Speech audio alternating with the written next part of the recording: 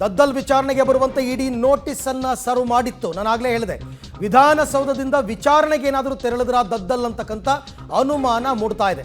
ಕೆಲವರ ಬಳಿ ವಿಚಾರಣೆಗೆ ಹೋಗ್ತಾ ಇದ್ದೀನಿ ಅಂತ ಹೇಳಿದ್ದಾರಂತೆ ದದ್ದಲ್ ಅವರು.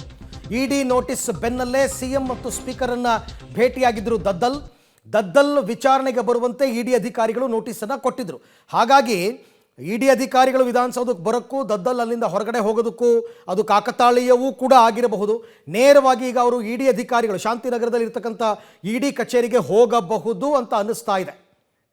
ಈ ಬಗ್ಗೆ ಕೂಡ ಮತ್ತಷ್ಟು ಮಾಹಿತಿ ನನ್ನ ಕೊಲೀಗ್ ರವೀಶ್ ಅವರಿಂದ ಪಡ್ಕೋತೀನಿ. ರವೀಶ್, ಹಾಗಾದರೆ ಈವನ್ ದದ್ದಲ್ಗೂ ಕೂಡ ಇಡಿ ಅಧಿಕಾರಿಗಳು ವಿಧಾನಸೌಧಕ್ಕೆ ಬಂದಿದ್ದಾರೆ ಅಂತಕ್ಕಂಥ ಮಾಹಿತಿ ಇರಲಿಲ್ವಾ ಅಂತ ಅನುಮಾನ?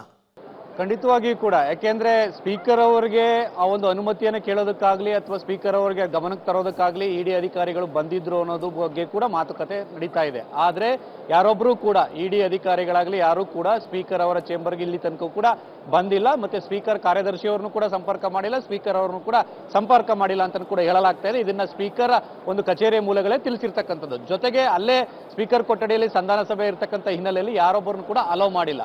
ಹಾಗಾಗಿ ಸ್ಪೀಕರ್ ಅವರಿಗೆ ಈ ಮಾಹಿತಿ ಗೊತ್ತಿಲ್ಲ ಅನ್ನೋದು ಒಂದು ಪ್ರಶ್ನೆ. ಆದ್ರೆ ಇನ್ನೊಂದು ಕಡೆ ದದ್ದಲ್ ಅವರು ಕೂಡ ಸ್ಪೀಕರ್ ಅವರ ಜೊತೆ ಮತ್ತೆ ಮುಖ್ಯಮಂತ್ರಿಗಳ ಜೊತೆ ಮಾತುಕತೆಯನ್ನು ನಡೆಸಿ ಅದೇ ಲಿಫ್ಟ್ ಅಲ್ಲಿ, ಯಾಕೆಂದ್ರೆ ಸೆಷನ್ ನಡೆಯುವಂತಹ ಸಂದರ್ಭದಲ್ಲಿ ಯಾರು ಕೂಡ ಎಂಟ್ರಿ ಆಗೋದಕ್ಕೆ ಸಾಧ್ಯ ಇಲ್ಲ. ಸ್ಪೀಕರ್ ಕೊಠಡಿಯ ವಿಧಾನಸಭೆಯ ಮೊಗಸಾಲೆಯ ಪಕ್ಕದಲ್ಲೇ ಒಂದು ಸ್ಪೀಕರ್ ಕೊಠಡಿಯ ಪಕ್ಕದಲ್ಲೇ ಒಂದು ಲಿಫ್ಟ್ ಇದೆ. ಆ ಲಿಫ್ಟ್ ಇಂದ ದದ್ದಲ್ ಅವರು ಆ ಒಂದು ಮೇಲ್ಗಡೆ ಹೋಗಿ ಬರ್ತೀನಿ ಅಂತ ಹೋದಂತವರು ವಿಧಾನಸೌಧದಿಂದ ಎಸ್ಕೇಪ್ ಆಗಿದ್ದಾರೆ ಅಂತ. ಅಂದ್ರೆ ಹೋಗುವಂತಹ ಸಂದರ್ಭದಲ್ಲಿ ನಾನು ವಿಚಾರಣೆಗೆ ಹೋಗ್ತಾ ಇದ್ದೇನೆ, ನಮ್ಗೆ ನೋಟಿಸ್ ಕೊಟ್ಟಿದ್ದಾರೆ ಅನ್ನೋ ಮಾತನ್ನು ಕೂಡ ಹೇಳಿದ್ದಾರೆ. ಹಾಗಾಗಿ ಅವರು ಇಡಿ ಕಚೇರಿಯನ್ನು ತಲುಪೋ ತನಕವೂ ಕೂಡ ದದ್ದಲ್ ಅವರು ಎಲ್ಲೋ ಒಂದ್ ಕಡೆ ಎಲ್ಲಿ ಹೋಗಿದ್ದಾರೆ ಅನ್ನೋದು ಪ್ರಶ್ನೆ. ಯಾಕೆಂದ್ರೆ ನೇರವಾಗಿ ಇಡಿ ಕಚೇರಿಗೆ ಹೋಗ್ತಾರೋ ಅಥವಾ ಬೇರೆ ಯಾರೋ ಅಜ್ಞಾತ ಸ್ಥಳಕ್ಕೆ ಹೋಗ್ತಾರೋ ಏನೋ ಅನ್ನೋದು ಕೂಡ ಕಾದ್ ನೋಡ್ಬೇಕಾಗುತ್ತೆ. ಒಂದಂತೂ ಸ್ಪಷ್ಟ, ಕಾಂಗ್ರೆಸ್ನಿಂದ ಈಗಾಗಲೇ ಸೂಚನೆ ಹೋಗಿರ್ತಕ್ಕಂಥದ್ದು, ಸಿಎಂ ಕೂಡ ಸೂಚನೆ ಕೊಟ್ಟಿದ್ದಾರೆ. ಯಾಕೆಂದ್ರೆ ನಿನ್ನೆ ಸಮಜಾಯಿಷಿ ಏನು ಕೊಟ್ಟಿದ್ರು, ನಾನು ಏನು ತಪ್ಪು ಮಾಡಿಲ್ಲ, ನಾನು ವಿಚಾರಣೆಯನ್ನು ಎದುರಿಸ್ತೇನೆ ಅಂತ. ಅದರಂತೆ ಕಾನೂನಿನ ಪ್ರಕಾರ ಏನು ವಿಚಾರಣೆ ಇದೆ ಅದನ್ನು ಎದುರಿಸಬೇಕು ಅನ್ನೋ ಸೂಚನೆಯನ್ನು ಕೂಡ ಹೋಗಿದೆ. ಈ ಹಿನ್ನೆಲೆಯಲ್ಲಿ ದದ್ದಲ್ ಅವರು ನೇರವಾಗಿ ತೆರಳಿ ವಿಚಾರಣೆ ಎದುರಿಸ್ತಾರೋ ಅಥವಾ ಬೇರೆ ಯಾವ ರೀತಿ ಬೇರೆ ಪ್ಲಾನ್ ಮಾಡ್ತಾರೋ ಕೂಡ ಕಾದ್ ನೋಡ್ಬೇಕು. Aravind, okay, thank you Ravish, ತಮ್ಮ ಎಲ್ಲ ಮಾಹಿತಿಗೆ ಧನ್ಯವಾದ. ಓಕೆ, ಅದು ಕೂಡ ಇನ್ನೊಂದು ಸ್ವಲ್ಪ ಹೊತ್ತಲ್ಲೇ ಗೊತ್ತಾಗುತ್ತೆ.